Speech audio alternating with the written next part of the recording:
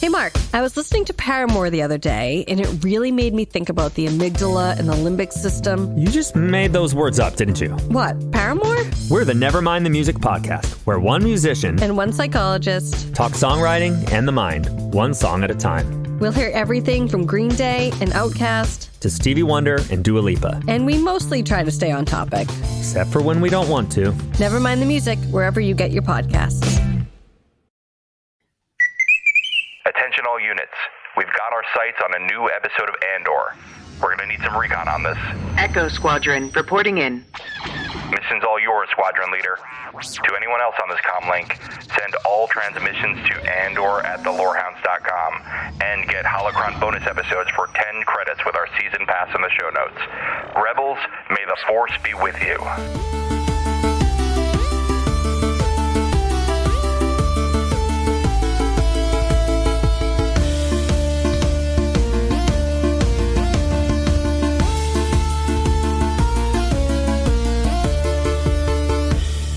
Hello, Ghor sympathizers. Welcome to the Rebellion. I'm Elysia, and this is the Lorehounds coverage of Season 2 of Andor.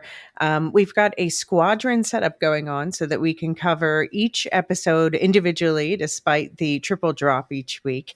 Episode 7 this week was Django Squadron with John and Jean. And today, Episode 8 of the second season, Who Are You? Echo Squadron. That's piloted by me, Elysia, and my co-pilot for this week is a Woolshift Dust crossover event. Welcome, Luke. It's very nice to be here. I like to think of this whole coverage of Andor as Lorehounds Assemble. I've already put in the Discord chat that I'm dibs on Hawkeye and you're dibs on Scarlet Witch, apparently. Absolutely. So we need to know, what are the other hosts? Which Avengers are the other hosts? And episode 9 this week is covered by Delta Squadron, which is David with Aaron from Radioactive Ramblings. There's also lots of little extras coming for subscribers and season pass holders. There's a Rebel Squadron radio timeline briefings, Holocron Lorecast this week about Yavin 4, the location of the Rebel base, and also deep dives into key technology and Rebel strategy and things like that. So the spoiler policy, Luke, do you want to rattle off the spoiler policy for the sake of the usual Woolshift Dust format? Yeah, just to keep things regular. So we are allowed to spoil all things Star Wars up to and including episode 8 of series 2 of Andor, but we're not going to talk about episode 9, so we're not going to talk about the third episode in this particular block of episodes. I haven't even watched episode 9 yet. Good. Because I was kind of paranoid that I'd forget what was in what episode, so I decided it was just easier not to watch it at all until after we'd recorded this podcast. Yeah, I mean, I guess the good thing about this week is that our episode is so focused that it is clear to me what this is. Yeah, it's So you are my Woolshift Dust co-host, so people will be most used to hearing us talk about Silo or Beacon 23 or just dipping our toe into Dune, I swear, once Andor's over. But yeah, you are also, your background, you are a military historian. Did I say it correctly this time? Yes. Yeah, I'm a military historian. My focus is on the 19th century to the present day. So This was an interesting episode to watch from that point of view. Yeah. Yeah, and actually, that's why I wanted you to be my co-host in the third week in particular, because I knew, based on the lore, that this was going to happen this week. So, yeah. What are your thoughts on, since we haven't heard from you yet, what do you think about the show so far? And then we'll talk about this episode, but what do you think about everything leading up to here? Really like Andor as a series. I think it goes to show the flexibility of the Star Wars universe and the sort of sandbox that George Lucas created. That you can have something like Andor, which is, I think, more adult focused, more complicated, certainly a darker show in tone, and yet that can live alongside something like Skeleton Crew, which is I think much more family oriented. Yeah, much more playful. Yeah, or if not out now, a kids show. And yet It's very they much are for adults, I think. okay, and yet they are both equally valid as Star Wars shows. And Mhm. what I love about Andor is there has not been, and I don't think there will be, a single lightsaber or a single Hmm. explicitly referenced Force user. We did last Well, yeah, episode. maybe. Mm-hmm. And yet, And there should be, because this is explicitly a project designed to lead into one of the most beloved series, which again, Rogue One, it doesn't emphasize Force use. We do have Vader and Leia show up at the end, but Rogue One was also designed to explicitly lead into the original movie. And also in Rogue One, it is about, although it's not about like Jedi, it's about the Force users of a different kind, the spectrum of Force use. So this Force healer we got in the last episode really fits into that. But yeah. anyway, sorry, continue. But I think it's really impressive how authentically Star Wars it is, even though it's missing, parts of things that you would canonically associate with Star Wars. Mm-hmm. And the final thing I'd say is, I love how they are distinguishing all the different worlds. Mm-hmm. And I heard you guys talk about Chandrila the other week, and I think it's equally true for Gorm. These feel like properly, fully fleshed out civilizations with their own languages, their own customs, their own environments. Well, I said that Gorman would be I would not want to live in Chandrila, but I would want to live in Gorman, is what I said. Well, I don't think you'll be able to after this episode. Well, yeah. Let's jump back a few decades. Where in the galaxy, far, far away, would you most want to live? I think Coruscant, to be honest. Okay. I think Coruscant. Yes, it's obviously it's one big city. It's also like the galactic capital, but it seems like where all the action is. It seems like it would be a fun. Maybe actually thinking about it, maybe more of a fun place to visit than to live. But I think that's the first place I'd go in the Star Wars universe.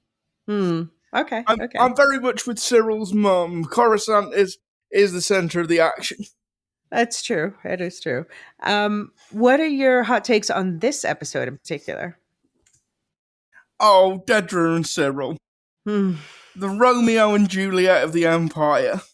Mm-hmm. Just, it breaks my heart. And I'm not being sarcastic when I say that. It really did hit me right in the gut. Because when you get to the end of series 1 and they kind of end up together, I think you and I were on the same page going, this is a little bit weird. This is a little bit weird. This is a little bit icky. Well, I didn't find it as icky as other people, but I also have been more of a Cyril sympathizer from the beginning. and yet, these two wounded crazy kids. These birds. Two wounded, damaged people seem to bring out the best in each other. And I'll talk about Denise Goff's performance as Dedra Mio as we go through the episode, because I think she is. Everybody is good in this series, but I think she is the MVP. I think Denise Goff is doing something really remarkable with that character. Okay. So you and I are most famously often talking about Silo. I see a lot of similarities between Andor and Silo, just in terms of they're both ostensibly science fiction series that are actually quite grounded and are really their raison d'être is to talk about oppression. And what comparisons would you draw? I think they're stories that talk about oppression, and they're stories that talk about the malleable nature of truth and reality as well, which I think in this episode comes across really strongly. And they're also, I think, shows written and designed to get the audience to think. In terms of, yes, they're there to sort of tell a story, but they are also, and I think this is probably a bit more true for Andor than Silo, they are explicitly allegories, I think. And like we'll talk about this as we go through the episode, but there's a lot of history being very explicitly brought into and placed front and center of Andor, particularly I think this episode. So on Will Shift Dust, we have the Juliet to Simsnard scale, which is, for anyone who's not familiar, it's basically like from the most moral character. I'm not convinced that Juliet's the most moral character, but the most moral character to the least moral character. What is the Andor version of the Juliet to Simsnard scale? See, I'm not sure anybody really qualifies for the Juliet end of the Simsnard scale, but like, what about Mon Mothma? Pardon? What about Mon Mothma? Even Mon Mothma, like, she's still prepared to countenance the murder of her best friend. She's basically using her husband as cover for her rebel activities. She's hip deep involved with Luthen, who is probably one of the most evil characters, I would argue, in the show. Evil? Wow. Yeah, no, I would. Okay. And I think we'll get to. Well, we won't talk about Luthen this episode, so go ahead. I think we'll get. Actually, yeah, no, it was the previous episode, but that conversation he was having with Cassian, about where Cassian's basically pointing out that the Ghor aren't in any way ready to launch a rebellion, and Luthen goes basically, I don't care. I want the Empire to come in and crush them. That's the point. Okay. And yeah, so I mean, this is the thing. So is Luthen going on the Simsnard end of the scale? Oh, definitely, because the end. What about Saw, or what about like Partagaz? I think Partagaz is right out there. He's gone off the end of the Simsnard scale. I don't know what to think about Saul, because he's just so weird and out there and like huffing whatever that gas is, basically.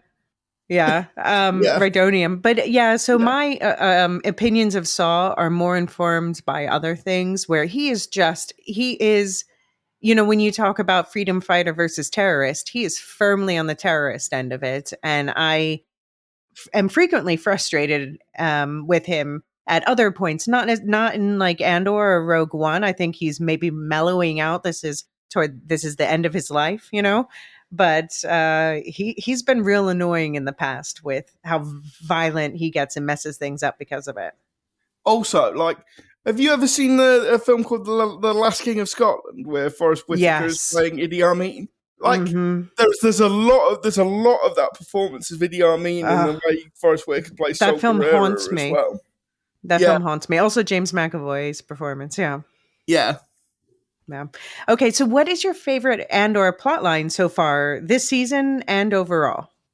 I think my favorite plotline is all the politicking in the Empire, in the ISB, and between Krennic and Partagaz, and just seeing how the Empire works day to day, and just seeing how much of it is a reflection of like Sith ideology without everybody in it necessarily knowing that Palpatine is a Sith.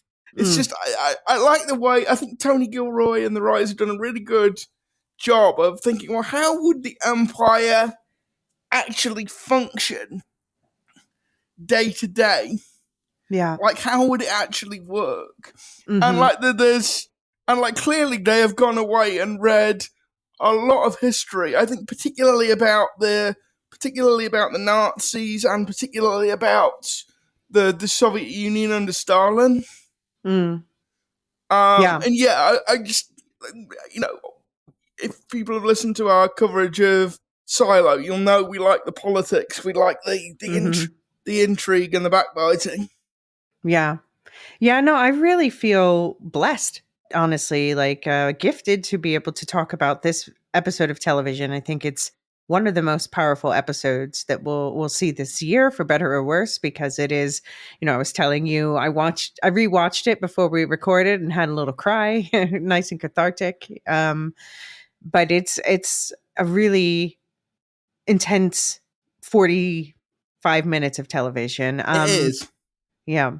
It really is. It's really focused on one location and plot and does it justice. So I think that was definitely the right way to go. Um, I mean, the tone was set immediately when it opens with that Ghor language dirge of sorts. Yeah. And I think you described the Ghor language on Blue Sky as sounding Germanic. It sounds And more French. Yeah, It's it both. sounds more French to me. Well, it's both. So there's in previous episodes I've talked about how there's a Logor, which is called Dixian, and I think that is more Germanic. And like for example, the first time we heard it when the spies were speaking, I think they were speaking that version. And there's also a High Ghor, which I think we first heard in that first meeting that Cyril attended, and that version is it's that one's more based on French. Yeah. So yeah, and they hired all French actors, but yeah, we talked about that in prior episodes more if anyone's curious. Um, this whole Gorman massacre was a plot that the Gilroys inherited from the lore. It's one of like the things are like, okay, you're going to do a story leading into Rogue One. You have to address this Gorman massacre that's in the lore but hasn't been fleshed out. So basically, there was a lot more talk about this in one of the Holocron episodes on the Supercast and Patreon feeds. But in the Legends version of the lore, there was something that's now being called the Tarkin Massacre, where Tarkin landed his ship on a bunch of people in the central square of this city and killed them, obviously. And so that used to be called the Gorman Massacre. But then Rebels, the animated series, they told this whole story. This story we saw this week from in what is it? Oh, I'll tell you. It's episode 18 of season 3, where we see events that play out later this week from a different perspective. Basically, it's the events that play out in the next episode from a different perspective. And Mon Mothma makes reference to the Gorman massacre and talks about it. And so they had to fill this in. So what they decided to do is that prior Legends Gorman massacre that was set in 18 BBY, so 1 year after Revenge of the Sith, 1 year after the Empire took hold. That's now being called a Tarkin massacre, and that's Tarkin planting a ship on a bunch of people. And then they still had in the lore this Gorman massacre to talk about. So this is what we're now seeing play out. So it's a big moment for the Lorehounds, I'll say. Yeah. Let's get into the episode breakdown. So again, and this is season 2, episode 8, Who Are You? That title, by the way, is like the most devastating line of the episode as a Cyril fan. Yeah, and also it was very much a callback, a callback to Rogue One, because Krennic says the same thing to what's her name? Stardust. Felicity? What's Jyn her face? Erso? Yeah, Jyn Erso. He says exactly the same thing to Jyn Erso when they're out on the little platform and she's beaming the plans of to the Death Star. Oh, okay. Yeah, he says that exact same line in the exact same way that Cassian says it. Okay. To Jyn. Okay. Yeah. Cassian needs to be briefed better. Yeah. So the director of this whole block of episodes was Janice Metz, and the writer of this whole block was Dan Gilroy, who is Tony Gilroy's, the show creator runner's brother. And Dan Gilroy also wrote the Aldhani arc last season, episodes 4 through 6. He also wrote Kong Skull Island, which is my favorite MonsterVerse movie, and he wrote and directed Nightcrawler, which is an excellent movie. Did you see either of those? I did see Kong Skull Island. I thought it was really a really good popcorn pop boiler summer movie. Is Nightcrawler the one with Jake Gyllenhaal? Yes, as the reporter. Yeah, I've seen the trailer for that. I haven't actually watched it. It's a very good movie. Okay.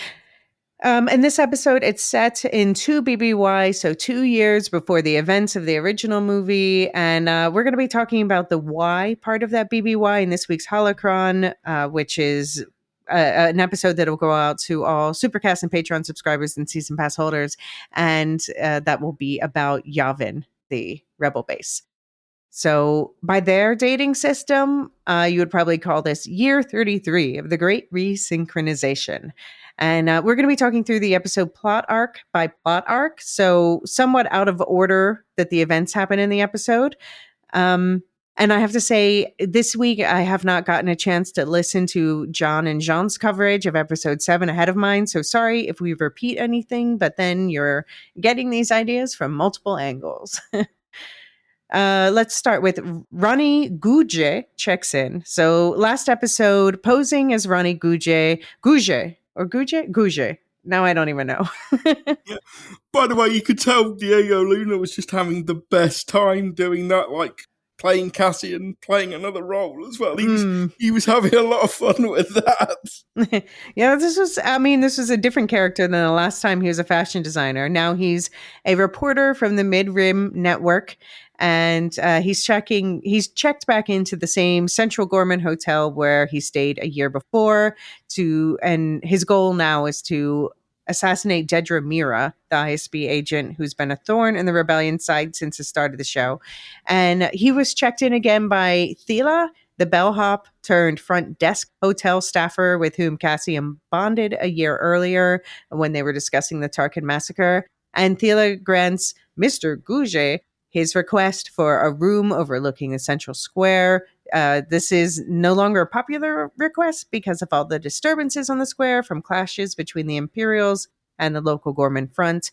And privately, Thela warns Cassian that his colleague would report his presence and unusual requests. So we know they bonded over that talk and they're still allies. And then we see, Yeah, is it a promotion to go from bellhop to desk clerk, do you think? I think so, yeah. Yeah.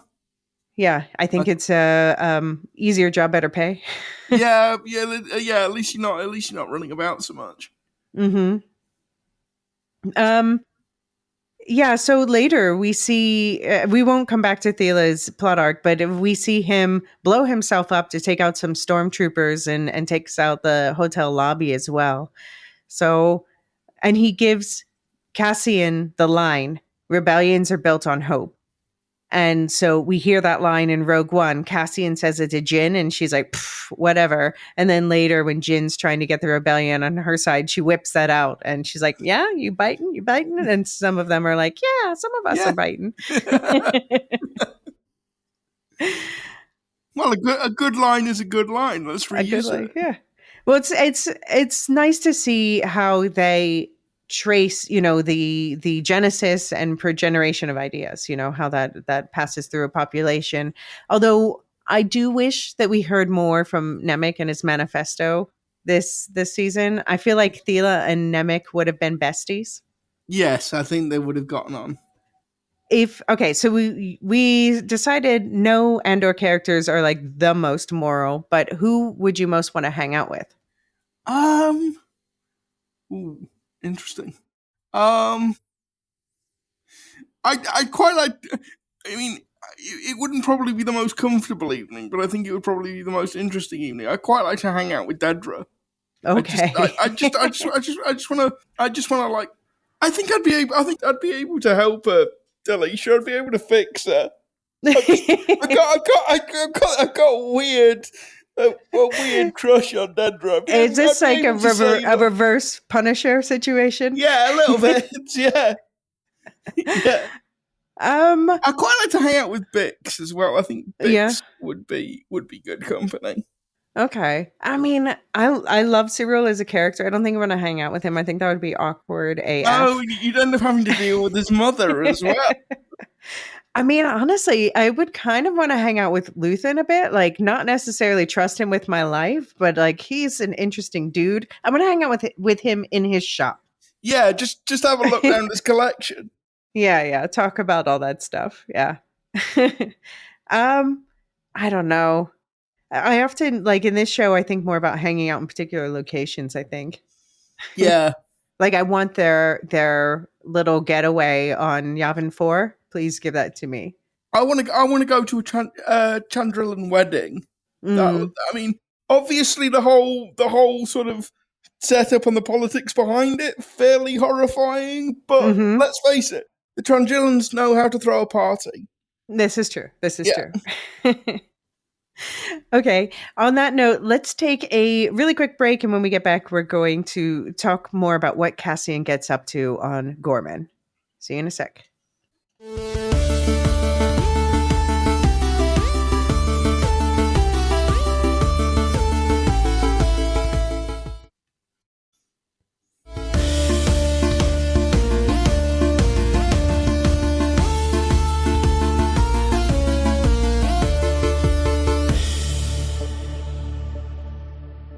So Cassian finds a very different Gorman than the one he left a year before, with Imperials setting up blockades through the square as he arrives.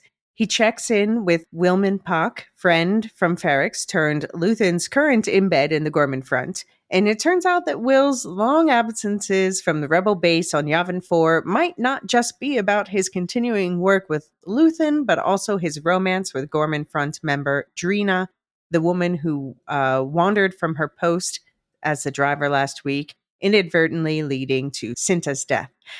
So Gorman front member Dylan is confused by Cassian's reports about the blockades going up because they are under the impression that their efforts were having the opposite effect and that the square was being opened up. Cassian says they're building a fortress. So yeah, if you didn't know what we knew was the plan, what would you think was going on when you saw the blockades going up like that? I mean, this is the thing. If you're looking at this from a Gorman perspective, the whole thing is very weird because you've done nothing wrong, and yet you must be able to see like what the Imperial media is saying about you. Mm-hmm. But you've no idea why they're saying it. And I think what's been really cool when they've been showing the Gorman resistance is they've sort of shown a breadth of opinion. So not everybody is reaching for the blasters right away. But also I think they've done a good job of getting across that confusion of we've done nothing. We're actually, we're actually relatively wealthy. We haven't done anything to offend Imperial authority. We're not, they're not rebellious. They're not close to the center of power, but they're relatively rich. They're satisfied. They've got a good little niche in the galactic economy with the spiders and the silk they weave. So, yeah, I think they've done a really good job of showing just the confusion of the situation from a Gorman perspective. Yeah. And I like that this show, they could do even more of it if they had more time, but I like that they show that it's not a solid block of opinion on the empirical side too. And also the layers of deception, like we'll get to Cyril later, but we have this secondary character who you don't even notice much in your first watch. You only register him more in the second watch, Sergeant Bloy. And he's the one who's been given that group of young guys who are just like disorganized and untrained and don't know what they're doing. And clearly there's some like, I don't know what they're like. They were chosen because they were chosen to be sacrificial lambs, basically. And Sergeant Bloy is not told this because he's told to lead the lambs to slaughter. Just these background characters that add extra complexity to just how awful it is what the Empire's doing on so many different nuanced levels.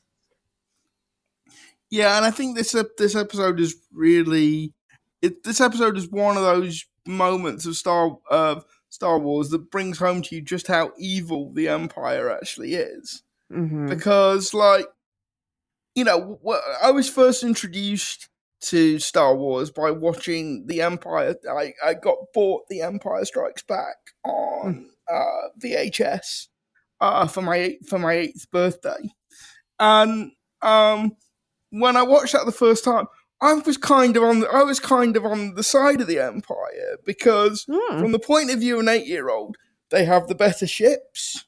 They have the better music. Mm-hmm. They have the spiffier uniforms. You could tell I was going to be a military historian at the age of 8 because I always liked a good uniform.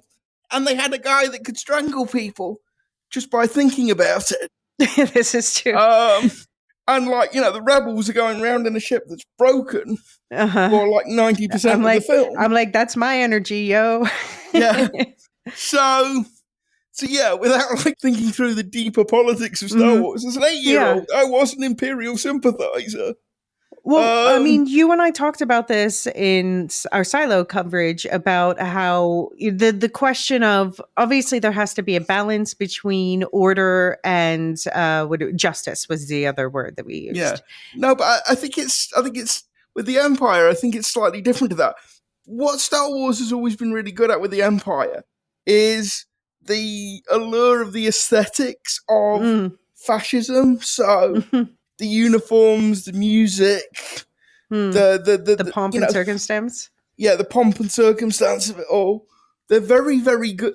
Like George Lucas, and I think particularly Irving Kershner in The Empire Strikes Back is very, very good at doing that and very good at making it look seductive. I think that's the like power of the dark side right there.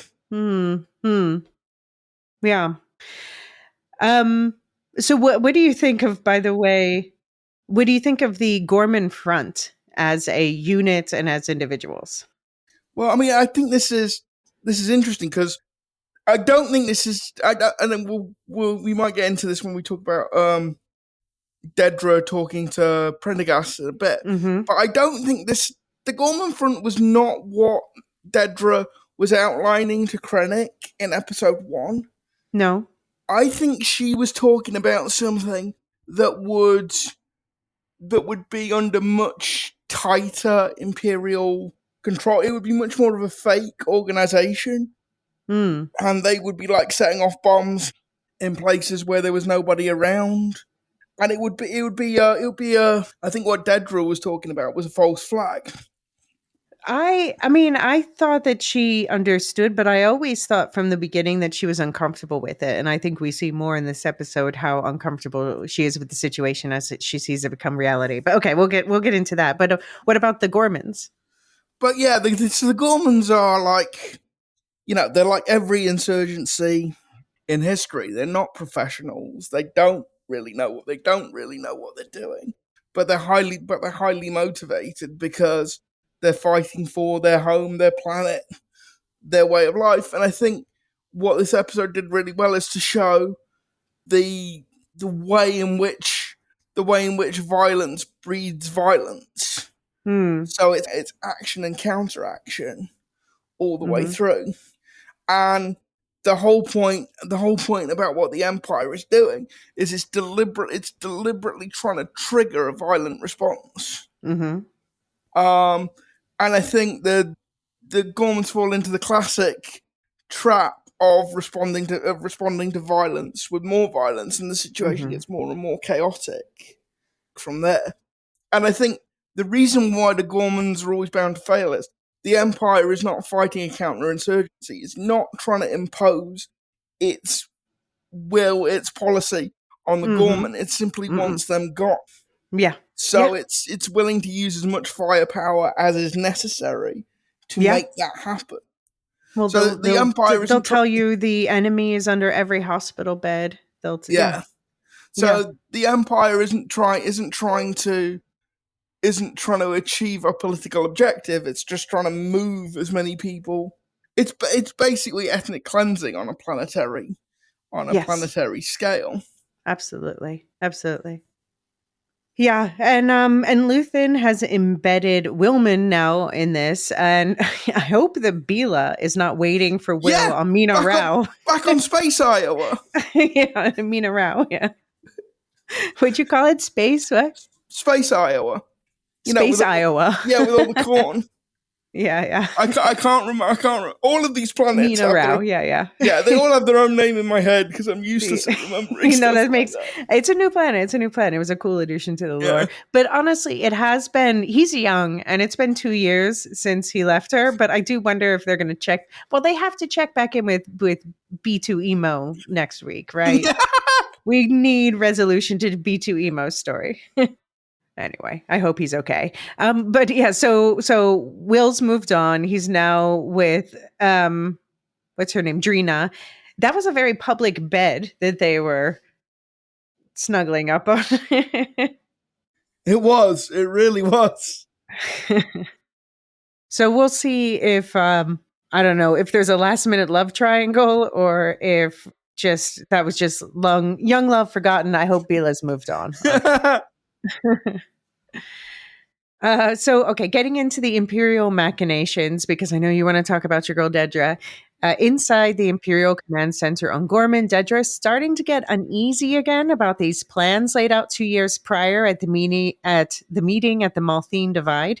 Mining ships are starting to show up to see the plans to destroy the planet to fruition, and Partagaz tells Dedra they absolutely need all the calcite in the crust of the planet to coat what will become the Death Star refractor lenses. Nothing else will do, simply. So it's lights out spider textile industry. They just have to make sure to use the media to ensure that the story of Gorman aggression and inexplicable resistance to imperial norms sticks. So, yeah, one thing I love about this season is that they have laid out an impressive multi-phasic propaganda plan. Yeah, they have, and like I did like the all the correspondents standing in the square doing their pieces to camera. Mm-hmm. I love the little tick that Dedra's got. Whenever she's uncomfortable, she starts playing with a jacket. Mm-hmm. Yeah. Yeah, I loved though in this scene. I got chills at the way that they're reporting because my background is in journalism and public relations and marketing, things like that. So it's so recognizable, the spin they're putting on it, and it's not.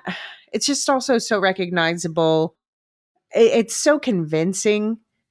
I understand it's so convincing, and we see it so much in the way news is presented differently, and oh, it's just so accurate. Yeah. And Cyril, we see him pause at the camera, and the camera like zooms in on him from this slightly tilted angle as like this horrific realization is written across his face. And that's the moment I was like, oh, I was right about him. Of course, he was about to die. But for a moment, he fully started to grok the horror of what he had helped wrought. He did. Yeah. I do wonder, do you think that there are Imperial stockpiling Ghor fabric because they know it's about to become a rare luxury? Yeah, I saw that in the notes, and it hadn't occurred to me beforehand. But of course, that's what they're doing. I wouldn't be at all surprised if, like, the ISB has its own like little private stash of Gorman silk. Yeah, of course that's Twill, what Twill. Sorry, of course that's what with spiders. Yeah. Anyway. Mm-hmm. Yeah. But yeah, of course that's what they're doing. Of course the ISB will have their own little stash of Gorman twill. Yeah. And the whole Partagaz, I think you already said he's off the Simsnard scale, but like his whole response of like bad luck for the Gormans, it was like the Loki meme when he's talking about worlds disappearing or something. He's like, yes, very sad. Anyway. By the way, like I hope Anton Lesser can go away and play somebody nice for a change. Because the only two roles I've seen him in are this one and as Qyburn in in Game of Thrones. He's being typecast. Yes. At least they're iconic roles. Yeah, they are. And the reason he's being typecast is he's very good at doing the English upper class, mustache twirling villain. He's clearly keeping up with the long and venerable Star Wars tradition of the bad guys are English upper class guys. Yeah. What do you think's going to be the state of the planet? Do you think we'll check in next week? And what do you think we'll learn about the state of the planet then? Well, they were basically saying in that kind of Vance style conference in episode 1 that mining for the calcite was basically going to make the planet more or less uninhabitable. I think my question is, how many Gorman are you actually turning into refugees? How many people are you actually... Yeah, and what kind of effort is the Empire making to actually get people off the planet? None, obviously. They seemed completely disinterested in saving the people or their culture. Or I hope at least like somebody collects as much as they can of like a farm of galactopods and finds maybe they can team up with Mina Rao. I bet they could live there. It seemed temperate. And also, but also like that presumably a lot of Gorman will escape because there'll be ships. Yeah, I mean, certainly, obviously, some people are going to get off the planet, but I hope that they can bring as much of their culture with them as possible. And it's so sad to say that, but like, think about Cassian's planet, Canary. He has nothing but childhood memories from there. Nothing to show for him. It was just a barren mine. Yeah. Well. Partagaz, he does get the most iconic lines. And he says, Dedra's like, "Sir, I think we might be committing a genocide." She didn't literally say that, but I heard it in her voice. And he's like, "You seem animated." Yeah. Also, like, you are aware that the rebels have guns. Oh, yeah. We're counting on it. Of course they do. We're counting on it. He is evil. He is evil. Yeah, and this is why I say I don't think that was... I think what happened is Dedra came up with an idea and Partagaz made it so much worse than what she originally had in mind. Because I sort of understood from what Dedra was saying that she wanted to like stage propaganda in a way that like... I don't know that I believe that, but I don't think she's as sinister as other people seem to think. Yeah. So anyway, I don't think what happened was what she intended to happen. Which is not to say she doesn't bear some responsibility for it, because it was kind of her idea, but I don't think it played out in the way she intended that it would. So there's been a lot of chatter in the discourse and on previous episodes about what motivates Dedra, and a lot of people seem to think that she is motivated by what do you think? Before I say that, what do you think motivates Dedra? Well, I mean, I think she explained it to Cyril's mum. She was raised in an Imperial kinderblock, and given what which we know is timeline-wise doesn't work out, but she was raised in a galactic kinderblock. Galactic kinderblock, whatever. Yeah, no, it's a Tony Gilroy does not care about the lore. Okay, so she's raised in an Imperial kinderblock, and I think that environment would have been extremely competitive. There would have been very little in the way of there would have been nothing to very little in the way of affection. She would have been, they would have been indoctrinated with the ideology of the Empire. So, I mean, but okay, this is a lore problem because when she was a child, the Empire was not in control. Yeah. Okay. So she did say an Imperial kinderblock, and I do think that Tony Gilroy meant that, but timeline-wise, it just doesn't add up. So that is okay. But I think that the character was written as such, exactly what you said. I've got to say, I'm probably less au fait with the with the lore of Star Wars than I think you and John are. So, David. Well, I mean, to be honest, I'm the only one who really cares about this stuff of the three of us, I think. Okay. I'm the one who's pedantic about, I'm like, Gilroy, just pay attention to the lore. You're not slumming it.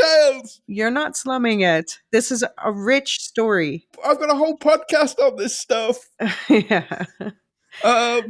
So yeah, I mean, I think Dedra is a seriously seriously damaged person. Mm-hmm. And I think she is determined that her product will be an environment of her rather than she will be a product of her environment. She wants to control the world around her. Mm-hmm. And she wants to control how people see her in that environment. And so I think she genuinely does want to advance as far as her talent will take her. And she is a very good intelligence operative. Mm-hmm. And I think one of the interesting things about the way the ISB is being portrayed is she is clearly smarter than most of the people in it. Mm-hmm. But the Empire is a deeply patriarchal society. And I think Dedra is really frustrated that people she would see as mediocrities are ahead of her. Mm. And I think she's determined to prove her worth. She's determined to succeed in the system. And she's been raised in such a way that she believes, and I think she genuinely does believe, that the Empire is the greater good.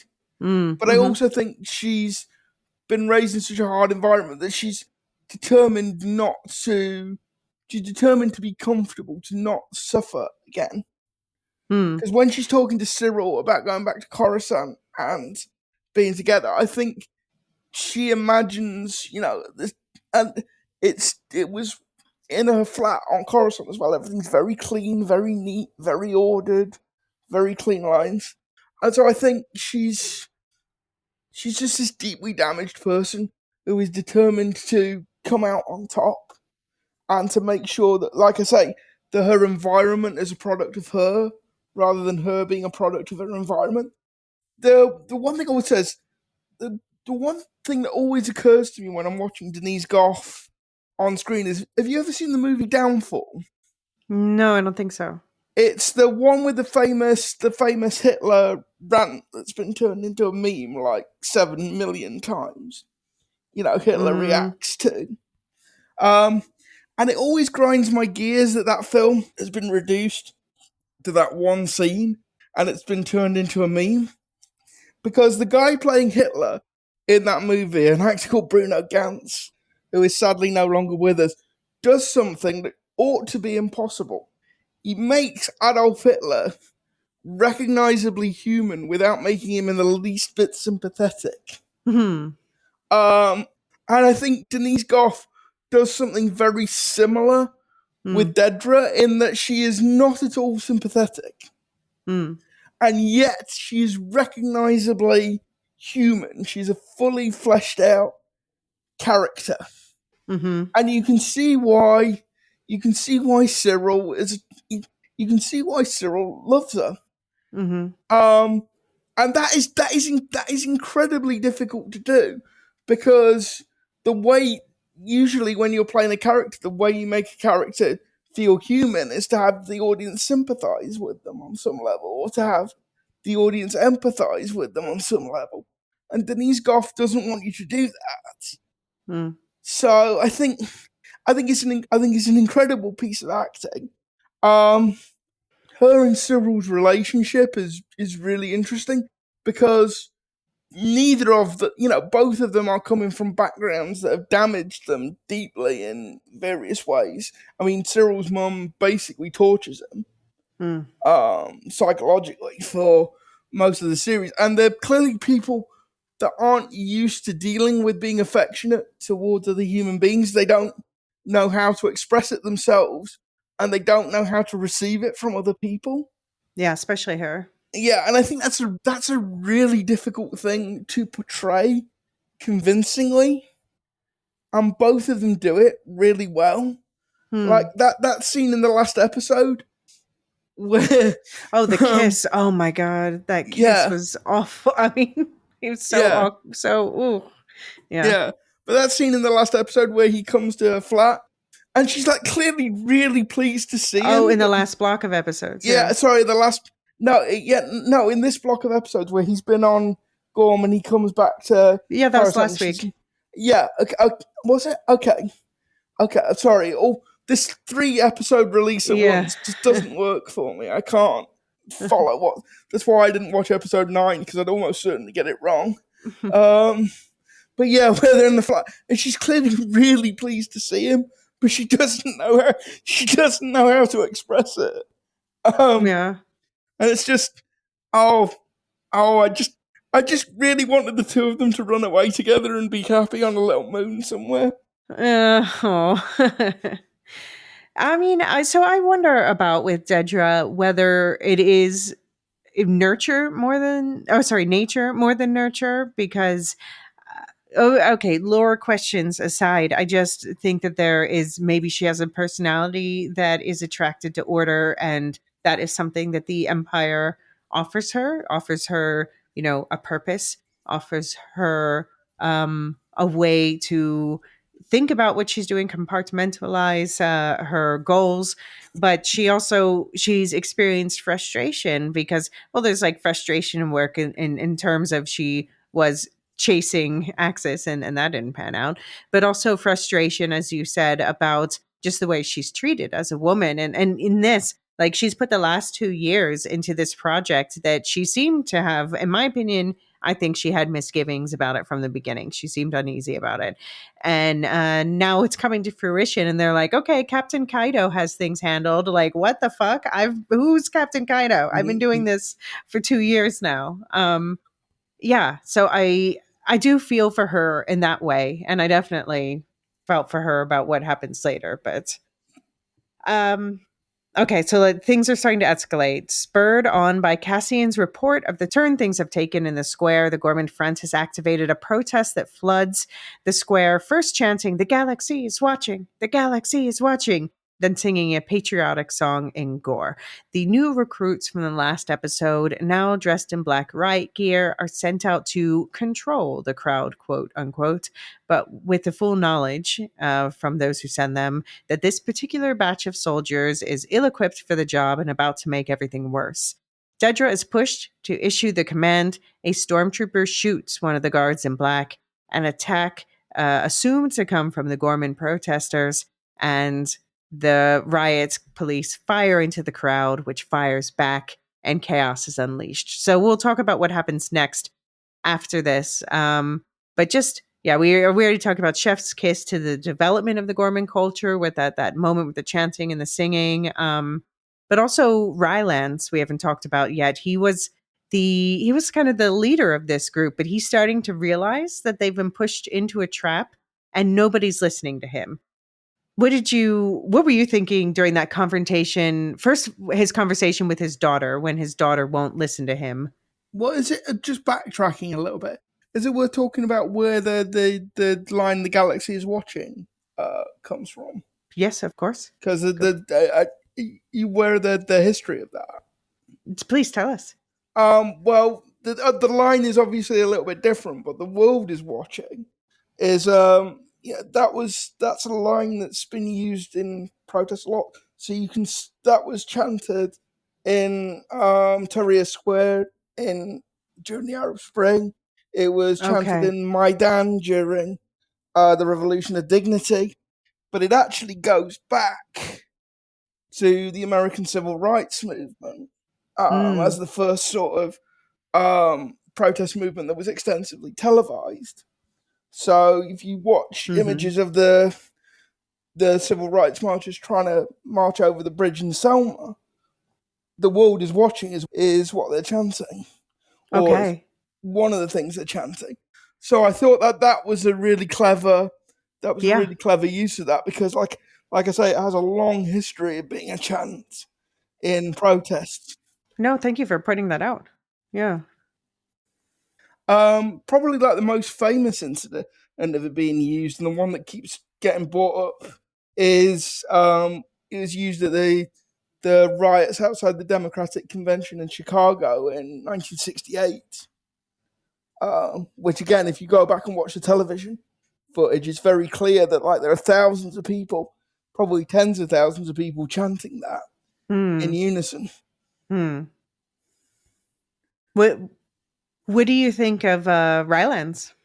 Yeah, I mean, yeah, I do think he's kind of coming to this realization a little bit too late.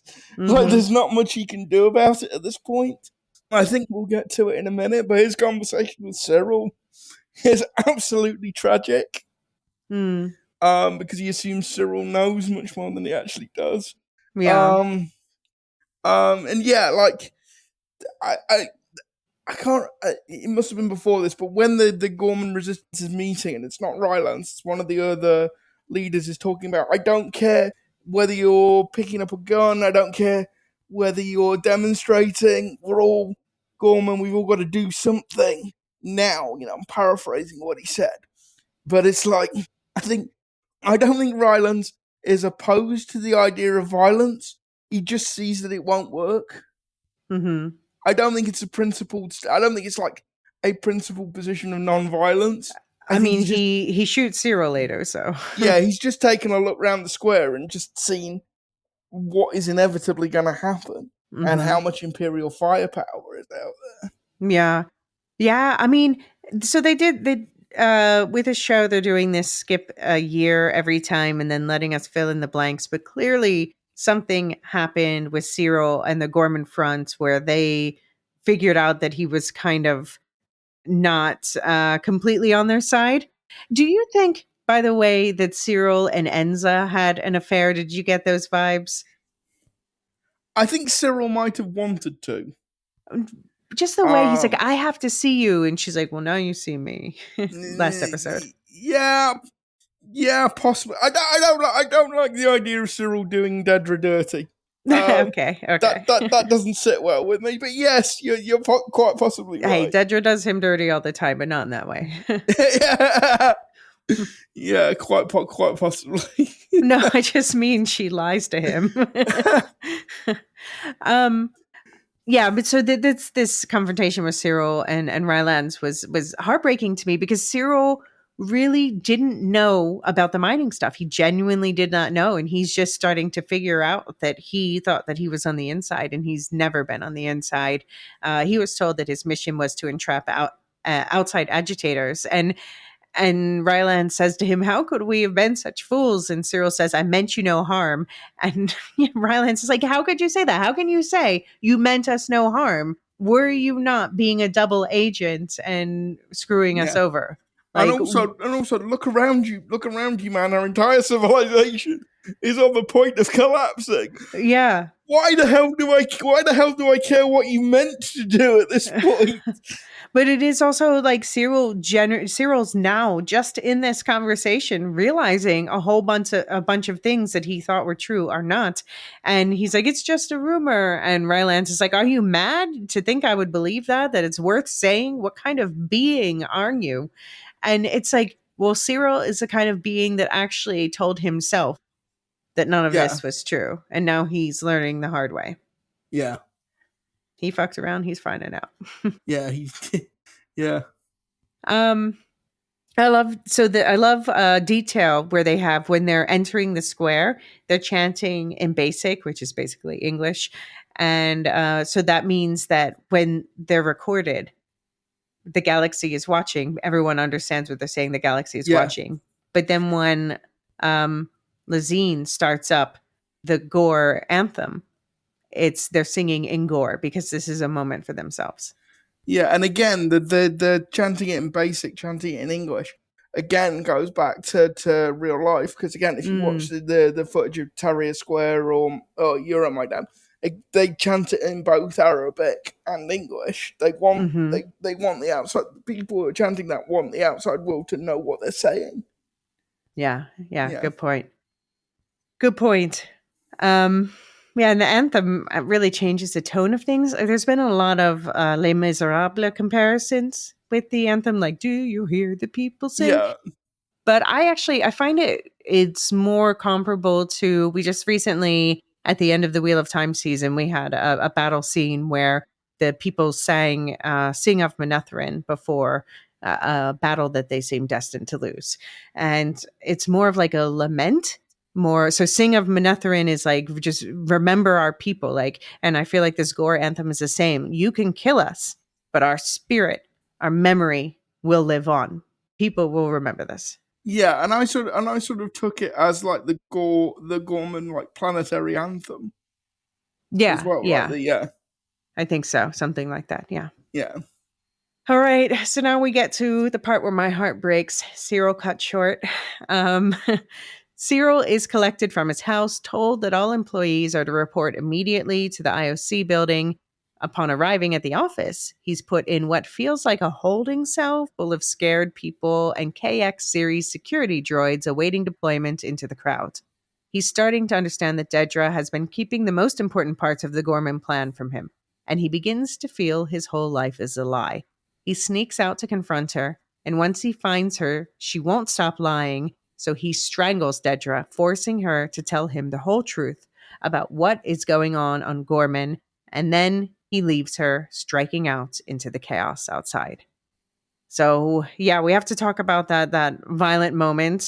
Tony Gilroy sure loves some violence against women. Yeah. This is the whole I mean, this was the whole thing in like series 1, which is why getting Cyril and Dedra getting together was always a bit weird, because there was always that kind of slightly stalkerish energy to Cyril. I don't know. There's probably a better way to put that, but I can't think of it right now. And I thought like Dedra's line, you didn't mind the promotions.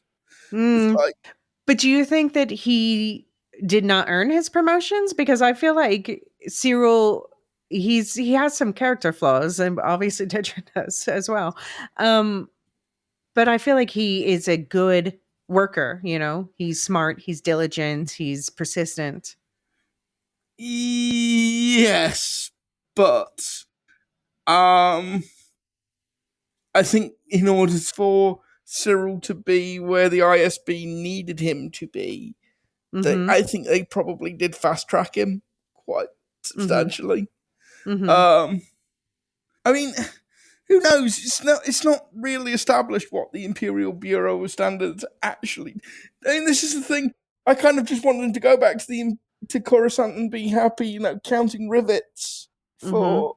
But it's never really made clear exactly what the Standards Bureau actually does.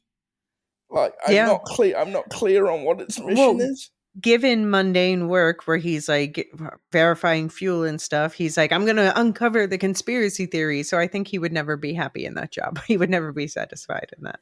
Yeah. And I think that is something he and Dedra have in common, is that they have to find the fraying edge and pick at it to unravel the mystery. Yes. Yeah.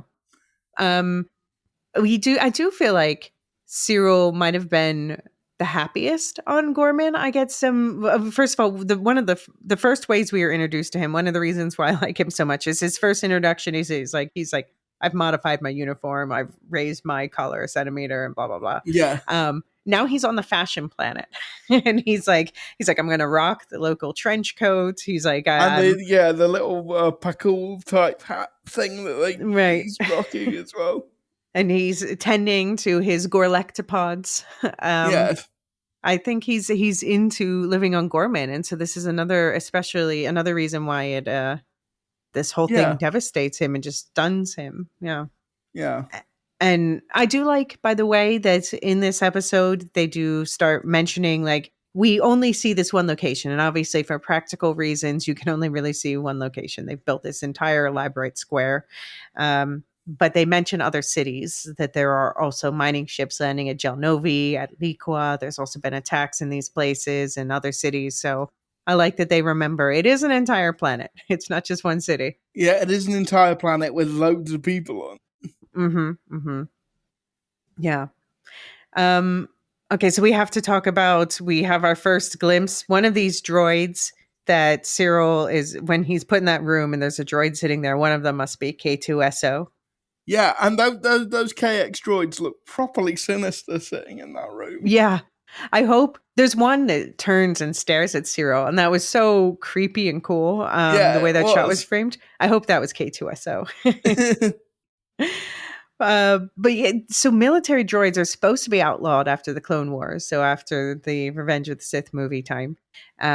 So this is kind of like a sinister way that they're like, do as we say, not as we do situation. And like, not really. It's a different classification. Blah blah blah Yeah, I mean, blah. in fact, they're not armed. They don't have blasters. So if you're being pernickety about it, they're just sort of throwing people across the square.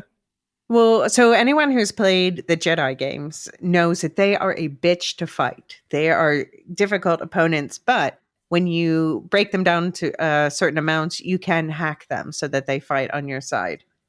So we'll get back Cool. to that later. But Cassian, he spent most of the episode trying to get a good angle to take a shot on Dedra and take her out. But stormtroopers, bad comms, and her tendency to mostly stay inside have been getting in his way.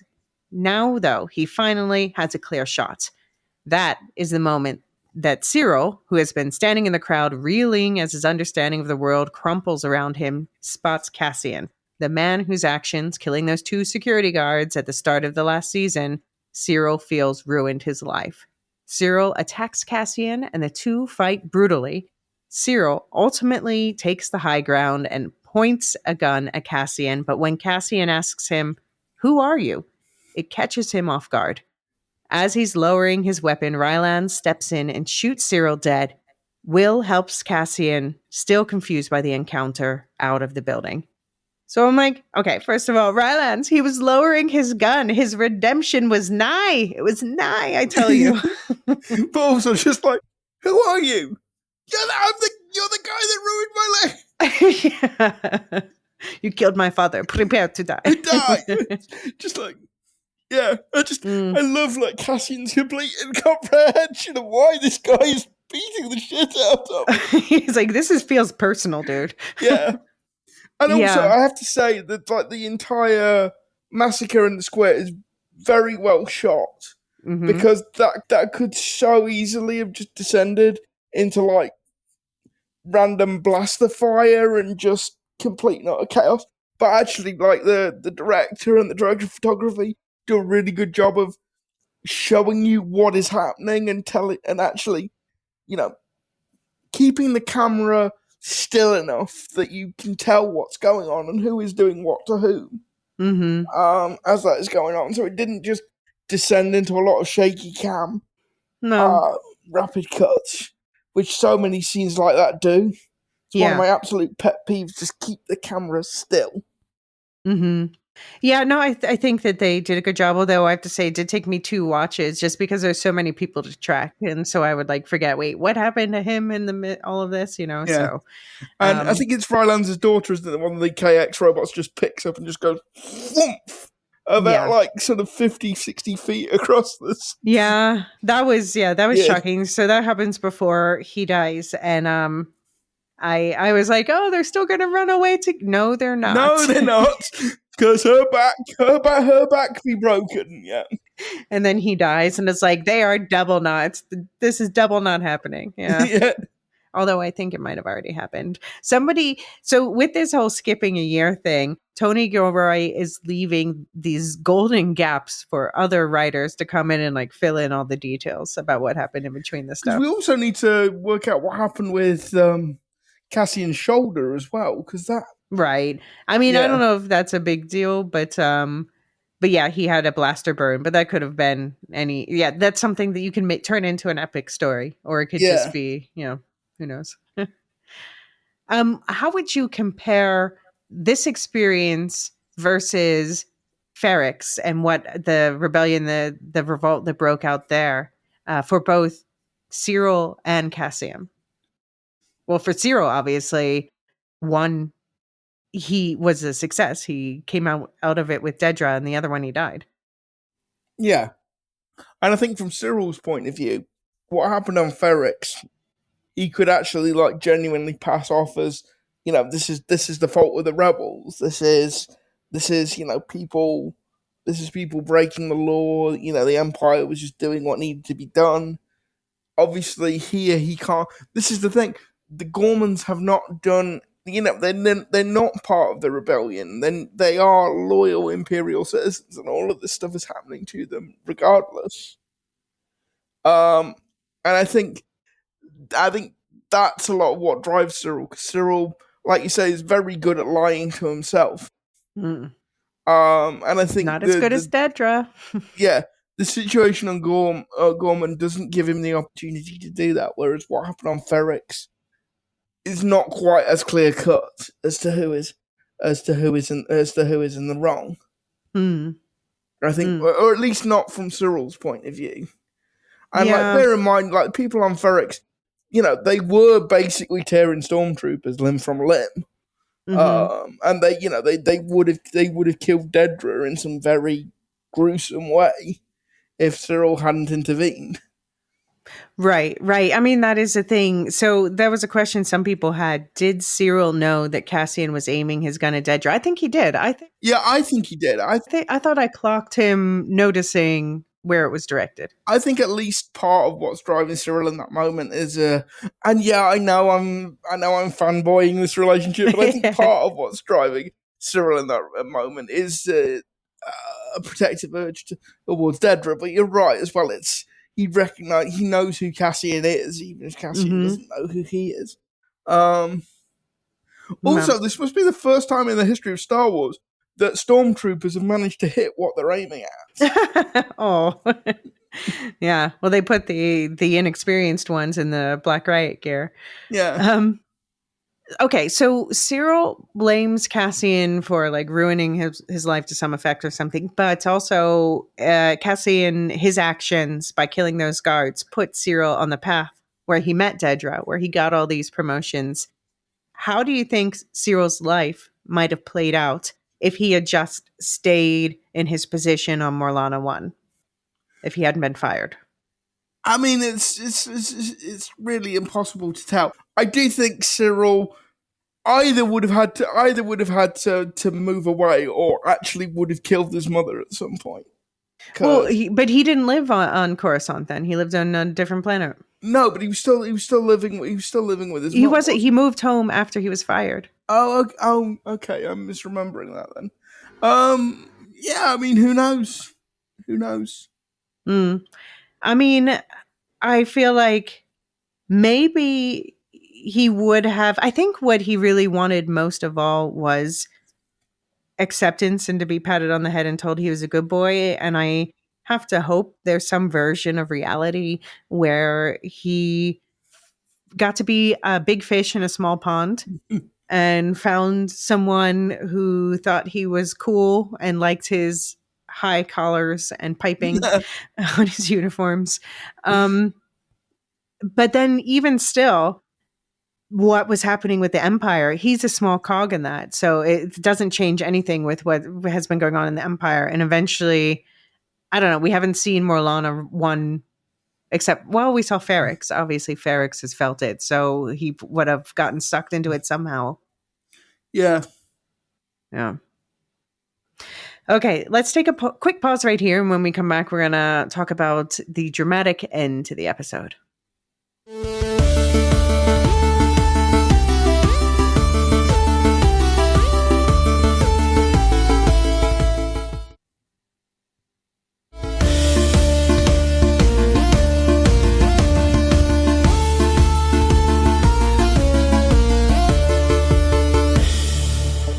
Okay, it's time for a tactical retreat. By this point, Rylance has already lost his daughter Enza, who was thrown to her death by one of the security droids and many of his erstwhile allies. And Lazine, the firebrand revolutionary, also involved in Cinta's death, helps Dylan, Enza's romantic partner, out of the center of the chaos, but Dylan succumbs to his gunshot wound. At the same time, one of the security droids finds Cassian and Will in the alley and attacks them until the droid's taken out by Sam, Cinta's killer, who slams a truck into it, severing it in half against a wall. Cassian tries to get Will to flee with him, but Will refuses to leave without Drina, so Cassian gathers up the Imperial droid's pieces and lets Will stay behind to reunite with his love. Okay, so Sam, he's the one who got that big lecture last week from Vel about how he's going to carry Cinta's death with him always. Do you think he's redeemed himself? Yes, I think he does. Also, great line. You'll wear this like skin. Yeah, it's a great line. But yes, I think he does.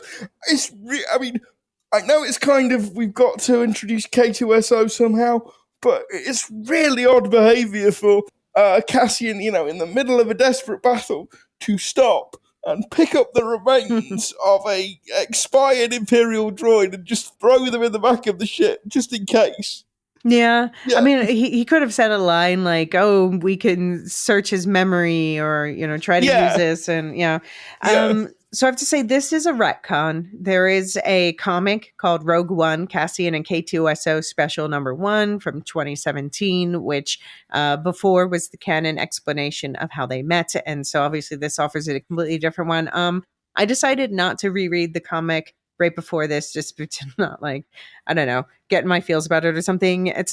I'm not super attached to it, but basically the outlines of that version is that Cassian, he is breaking into somewhere, and he runs into some Imperial droids, and he decides to hack one, as you do in the Jedi games, as I was just saying, to be on his side.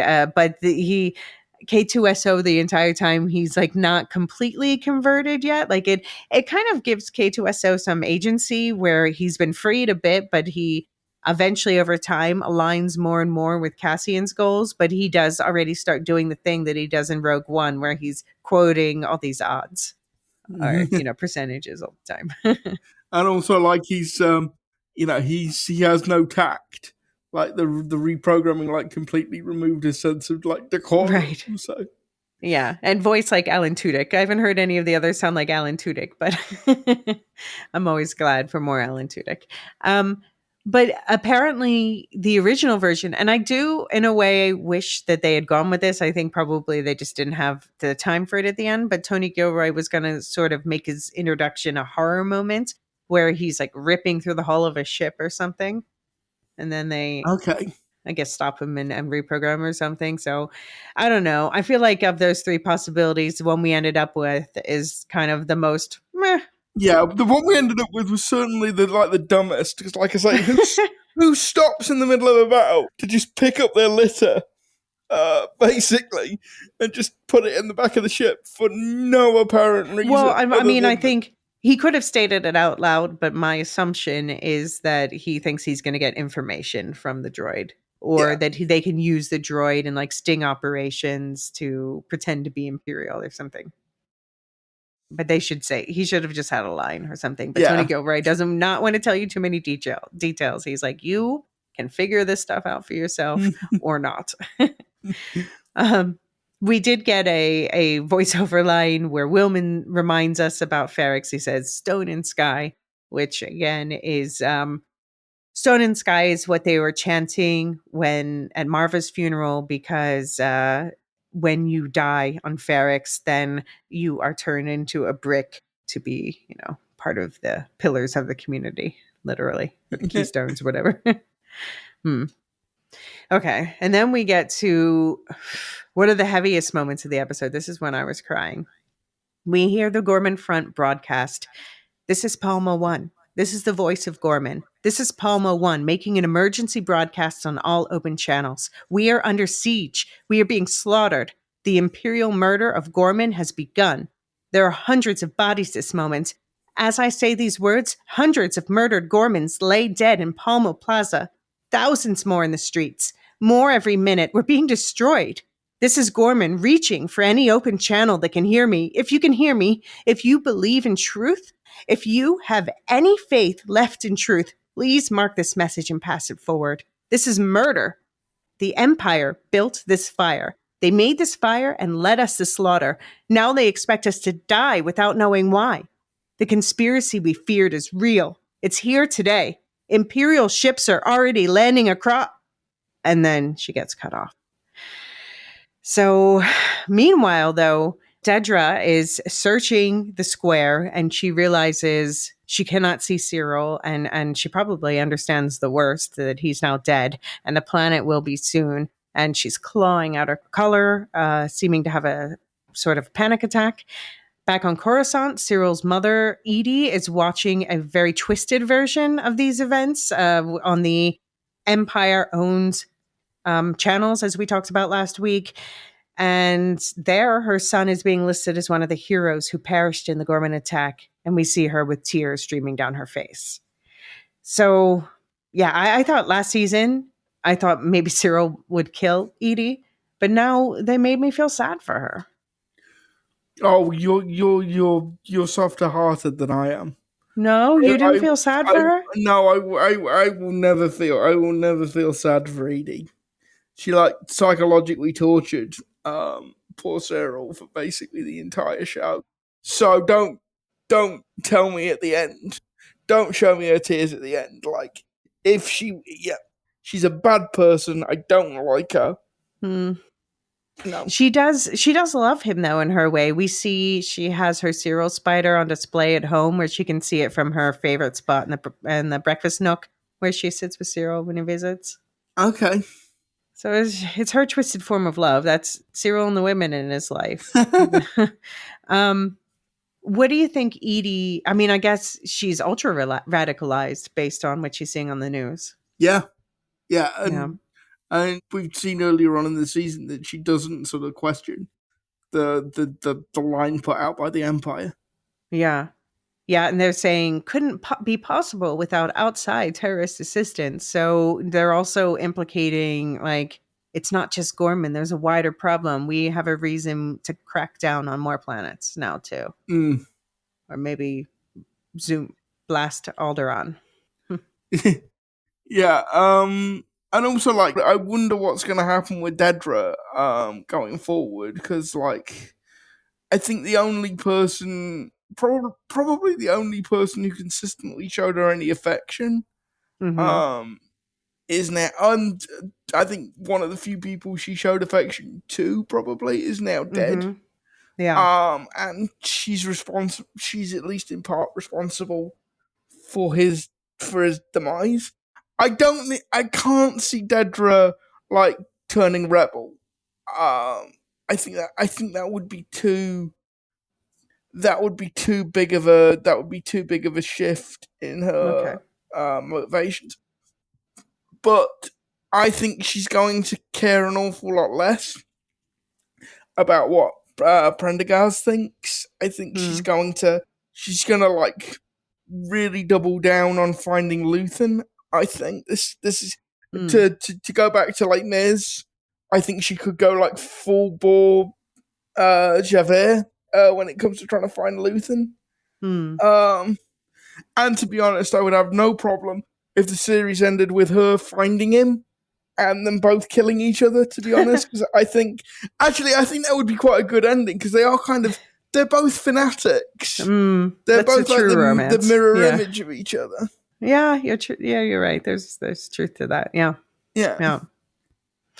All right, we do have some feedback this week, but do you have any other general thoughts in the episode before we get into it? No, just that I'm both sad that there's only 4 more episodes, because I haven't watched episode. Well, no, I haven't watched episode 9, right? So I've still got episode 9 to watch. I'm kind of sad that there's only going to ever be 4 more episodes of Andor, because this is really high. Leaving aside the Star Wars of it all, this is just really high quality television. And like, if somebody came to me and said, I never got into Star Wars as a kid, where would you suggest that I start? I think I might suggest Andor as a way into, as a way into Star Wars. But on the other hand, I do kind of respect the fact that they've got a story that they just want to tell over 2 seasons, that they're not dragging this out for the sake of dragging it out.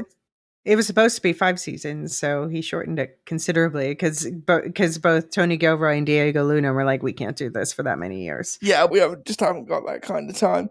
Yeah. Although I do think there's a fairly good chance that Diego Luna probably turns up in more Andor content somewhere, because I think he really enjoys playing Cassian. I get the impression that he really likes. He could turn up in a cameo. Like I said, there's ripe room for telling stories in between these gaps and around what's going on here. Like, there's characters who should have shown up at this point, and what are they doing? And probably shows or movies are going to be made about that at some point. And he could definitely show up as a cameo.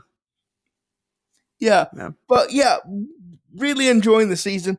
Gotta say, I think overall, season 2, up to this point, is slightly better than season 1. I thought season 1, when it got going, it was really good. But I do think season 1 took a little while to find its feet. And like you were saying, about Rafe Judkins, Wheel of Time, that shows should get better as they go on. Mm. I think that's definitely the case with Andor. Okay.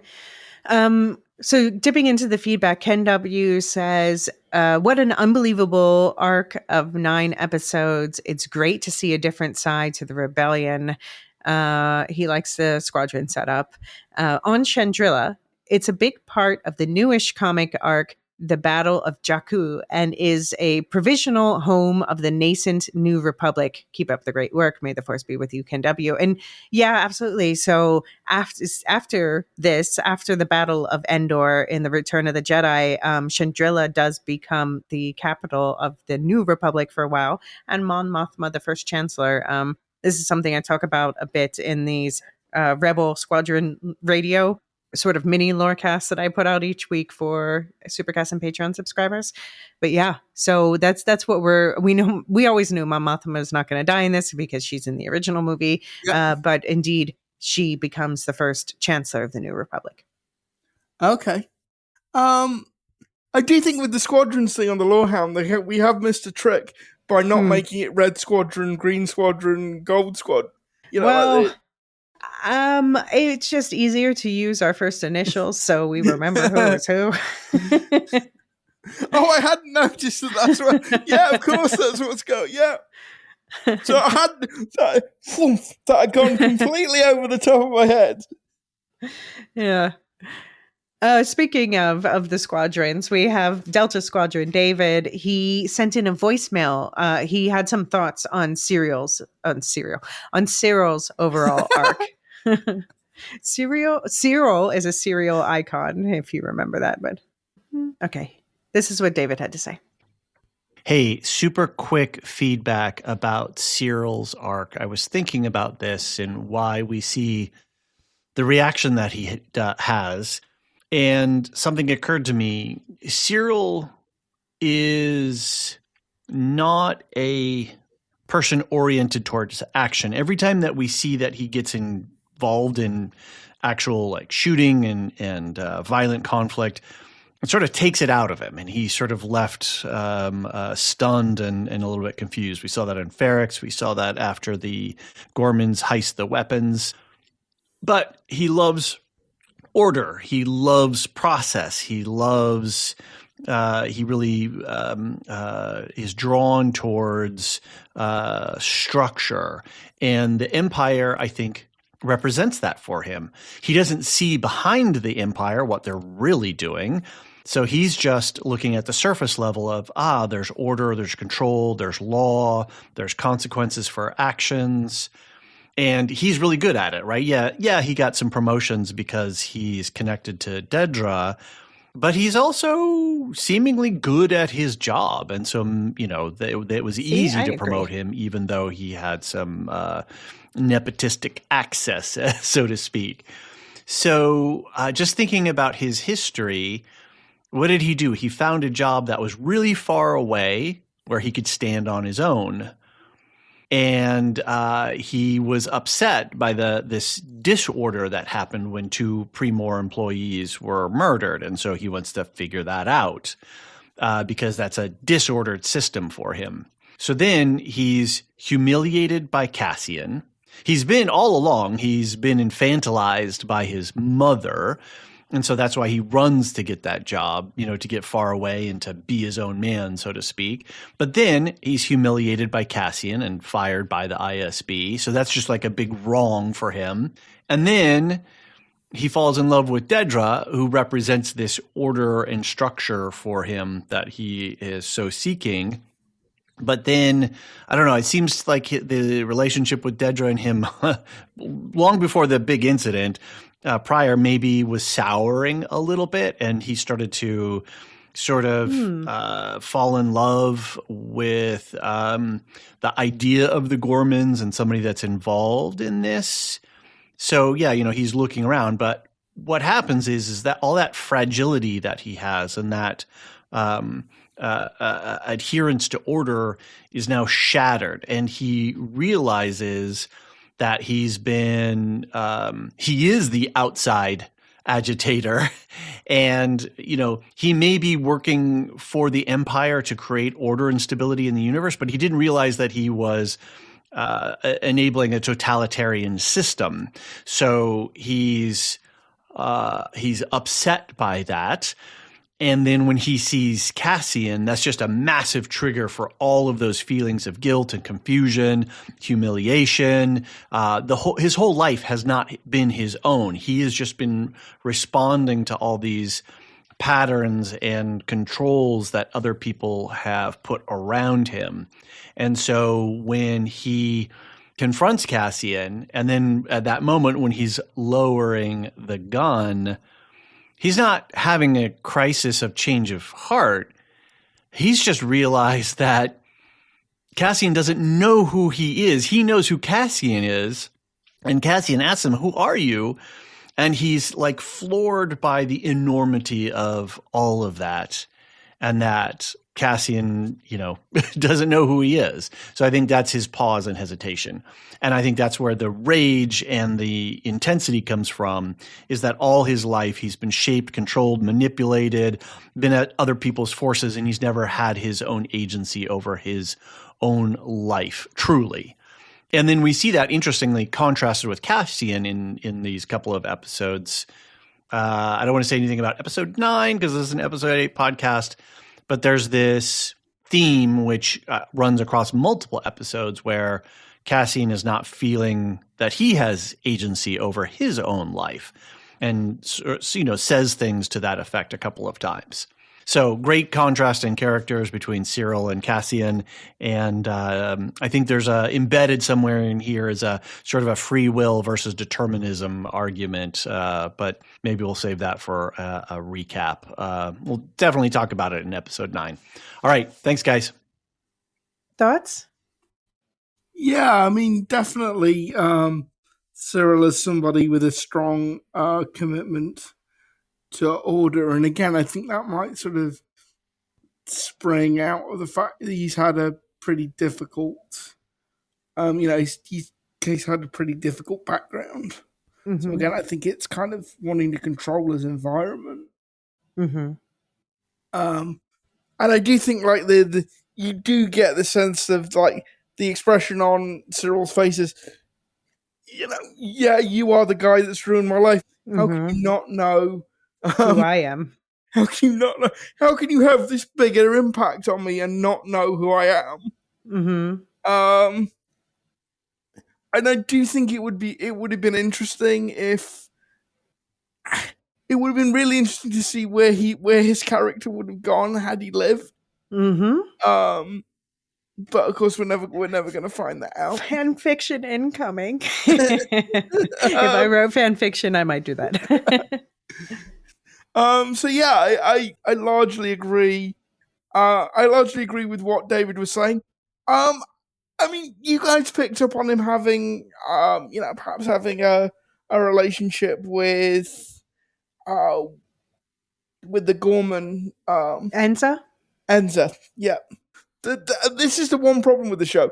There are too many people and too many names, and they come and go names. Quickly. Yeah, yeah. So yeah, I didn't get that, but then again, I am like deep into Team Dedra and Syril, so I'd need to go back and rewatch the episode. But if you picked up on it and David picked up on it, then it probably is there, and I just didn't notice it because I'm madly shipping Dedra and Syril. Okay, yeah, I mean, yeah, I think that I pretty much totally agree with David. I think that this is one of the great tragedies of the show is as you say, it says, what if he had been given an extra minute? And did he deserve that extra minute? Because he did do, when Rylance was accusing him, like, how dare you even say this bullshit to me? Rylands was right. But it is also true that Cyril he was naive until the end, and then he got the rudest awakening possible. Yeah. Yeah. Yeah. Oh, just sorry, before we finish, I wanted to mention something that escaped me. So when they're doing the radio, when they're doing the radio transmission that you read out, again, I think there's a strong historical parallel there to the Hungarian uprising of 1956. Because again, I'm not sure they're still up there, but they used to be. Somebody did put them up on YouTube, but there's like the final announcement of like Budapest radio when like literally there's Russian tanks outside the door of the studio, and again the language they're using is very similar to that. So Okay. so yeah, the writers know the history of like crushed revolutions, basically. So yeah, our last piece of feedback does dig into that military history side of things. It's from Brian8063, aka, as David likes to say, Usul, which is a Dune reference for anyone who doesn't know. But Brian, he's the editor of our blog and does so much moderation on the site and everything, on the Discord and everything. So Brian says, "Hello, everyone. I got this interesting idea from another podcast talking about Andor. It leads to good governance. On the one hand, we have the various rebel factions, which are messy. There is not much governance at the moment. There must be a compromise by the factions, a force that goes above their own faction's interest. In history, sometimes it is national identity. In a rebellion, there is a certain democratic element to it. It is natural to have factions rising to counter the ruling force. Sometimes they fight one another, but if everything clicks, they work together to take down the existing regime. However, on the Empire side, they govern through the rule of mediocrity, loyalty, and force. On the one hand, you want to succeed in your work and rise in the ranks. You see this with Dedra. However, it's not competence and good governance at play here, but survival and power. You are fine if you please Vader, the Emperor, Partagaz, or Krennic. But if you fail or get on their radar in a bad way, then it's over. Large-scale projects were common in the Soviet system and Mao Zedong's regime. Some were successful, but many failed, and failed big because of the size of the project. I am considering the Great Leap Forward in China to change the agrarian regime to an industrial one. Leaders who failed were purged, and Mao then turned to the Cultural Revolution. Those are not the best leaders working together, but mediocre ones who are divided into factions of power, but all look at their great leader. Loyalty is the key. I'm reminded of the scene at the conference table in A New Hope where Vader chokes an Imperial officer. Fear keeps them going, but this does not result in great governance." Yeah, I mean, I think the parallel to communist China and the Great Leap Forward is an interesting one. It wasn't like I said earlier, it wasn't the parallel that sort of immediately leapt to mind. I would say the closer parallel, or not the closer parallel, but the ones that occurred to me were the Nazis, and obviously I think that's been baked into how the Empire has been portrayed, going right the way back to A New Hope. Although the Empire was based on A New Hope was based on the Vietnam War, although a lot of people seem to. But I think like the aesthetic at least of the Empire, very fashion, yeah. And yeah, I think Tony Gilroy's taken that a step further because there was a really interesting, quite throwaway line in episode 7 about the ISB having to collaborate with military intelligence. And Prendergast refers to them as our cousins in military intelligence. About the I can't remember the doctor's name, but the doctor that tortured Bix. Gorst. Gorst is the worst. Yeah. Yeah, and the implication there is that the way the Empire works is divide and rule. You set up different organizations with the same mandate, and they're all competing against each other for resources and access. And that's how the Emperor ultimately maintains power and control over the system, because he's the only one that can ultimately make decisions, because there's no cabinet, there's no parliament, there's no collective forum for. Well, there is a parliament in the Senate. I mean, yeah, there's a Senate, yeah, but they've done their yeah. So what I'm saying is, there's no collective decision making forum. You can neuter the Senate, you can neuter the Congress, or whatever you call it. If you wanted a more recent example, I'm not saying that. Well, actually, I think they are comparable. But Putin's Russia is also a very good example of this. This idea of government by adhocracy. So you have all the bureaucratic structures of the state, but really where power resides is in a court, is in all these people immediately in orbit of the emperor, oligarchy, as they say, the president. Yeah. So yeah, like I think all dictatorships are sort of similar in how they structure themselves and how power is divided. And actually, I'm in the middle of reading Frank de Cotter's, the Dutch historian Frank de Cotter's book on The Great Leap Forward, which is just called The Great Leap Forward. It's a very good book, actually. Okay. So yeah, the guy's name is Frank de Cotter, Dikkotter. Yeah, so I thought that was a pretty good analogy. Okay, Frank. Oh, it has an umlaut on it. That's not Dutch. I mean, I'm not saying he's not Dutch. I'm just saying that the spelling. Oh, okay. I thought he was. You might be German, but I thought he was Dutch. He's Dutch. Yeah. It's just not a Dutch last name. It's okay. Normal. Happens. Yeah. Okay. I mean, yeah. I think. Brian always has great insight into this area in particular.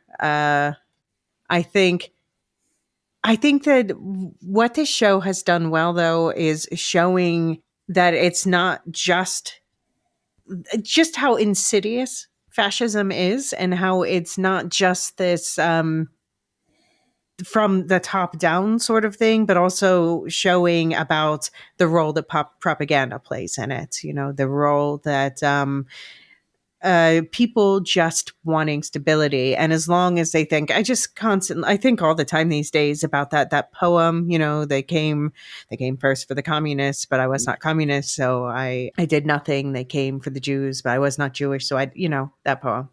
And then when they came for me, there was no one left to help. And that is exactly how fascism can be and has been effective, is dividing and conquering one cell at a time, trusting that others won't care enough to help whoever they're concentrating on now. And then, and then there's nobody to stand up until they get 100% their way. Yeah. Yeah. All right. Well, very serious conversation, but that leads into Luke. You have a podcast called It Could Be Said. So tell us a bit about that.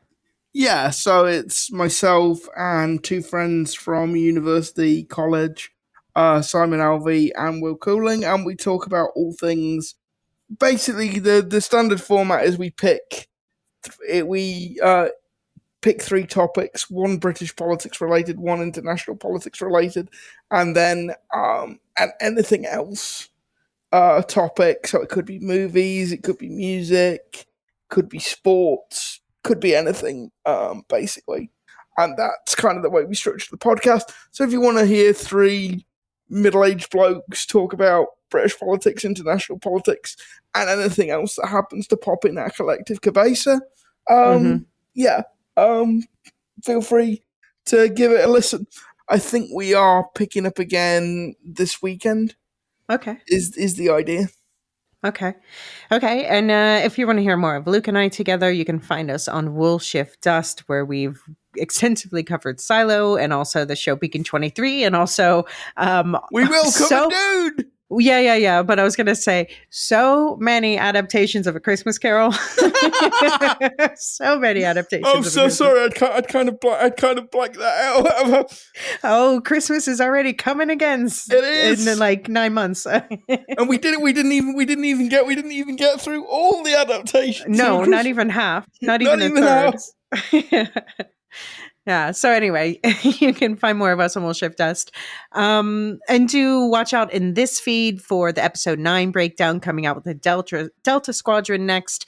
And subscribers get more Andor content this week as usual. So there's the Holocron Lorecast, which this week will be David and I. We're going to be talking about Yavin 4, the site of the Rebel base.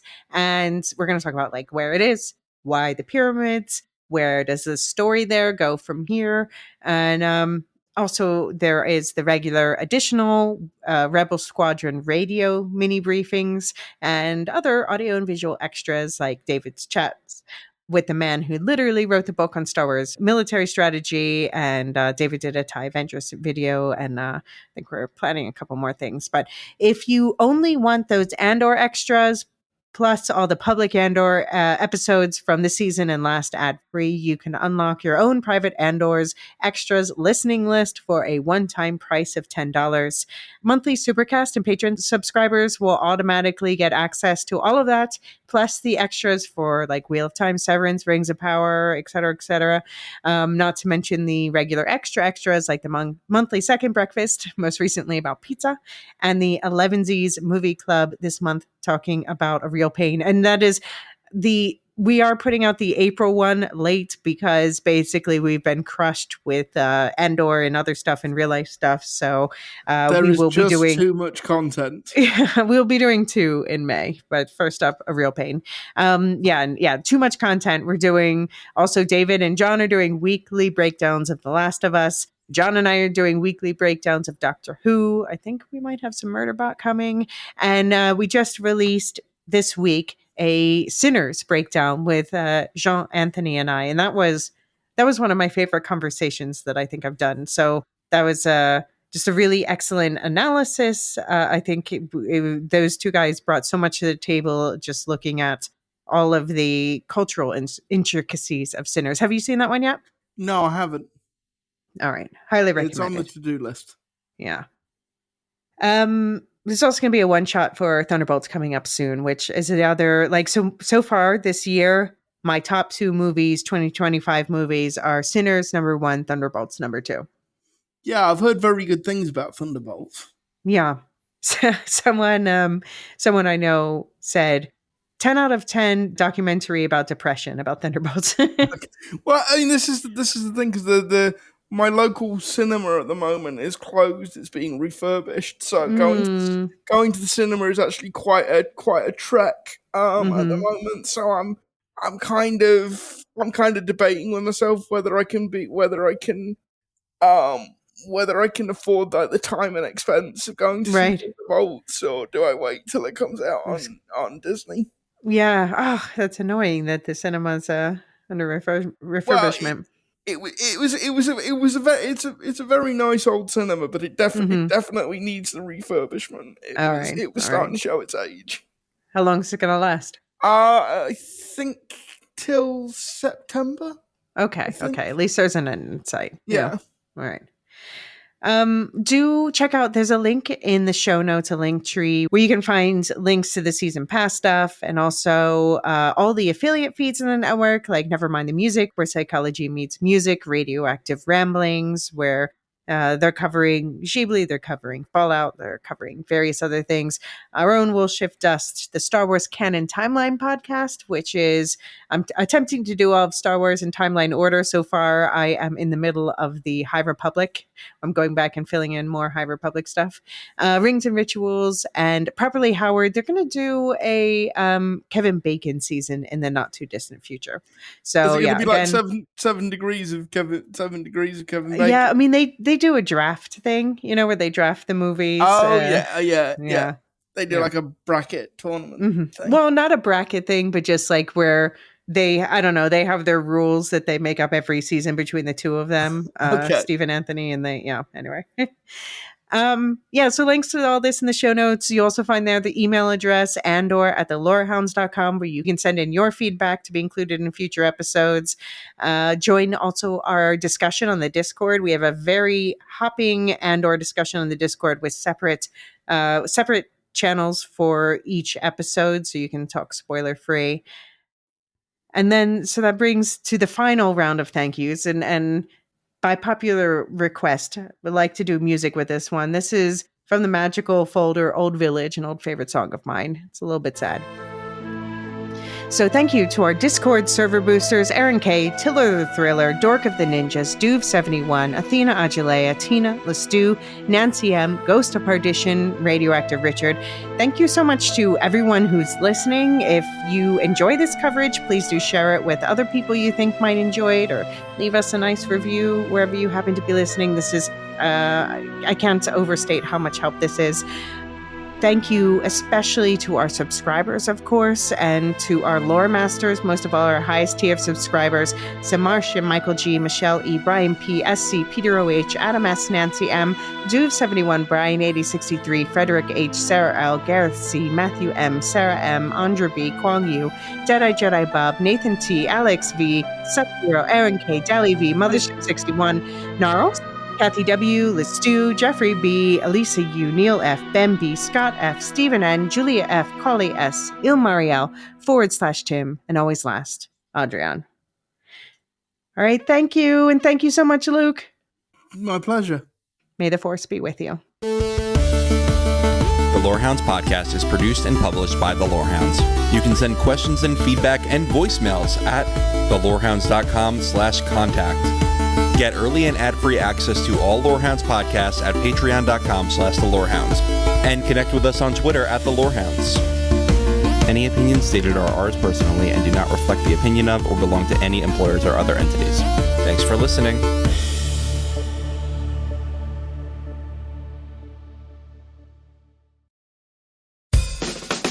Hey, Mark, I was listening to Paramore the other day, and it really made me think about the amygdala and the limbic system. You just made those words up, didn't you? What, Paramore? We're the Nevermind the Music podcast, where one musician And one psychologist talk songwriting and the mind, one song at a time. We'll hear everything from Green Day and Outkast To Stevie Wonder and Dua Lipa. and we mostly try to stay on topic. Except for when we don't want to. Never mind the music, wherever you get your podcasts.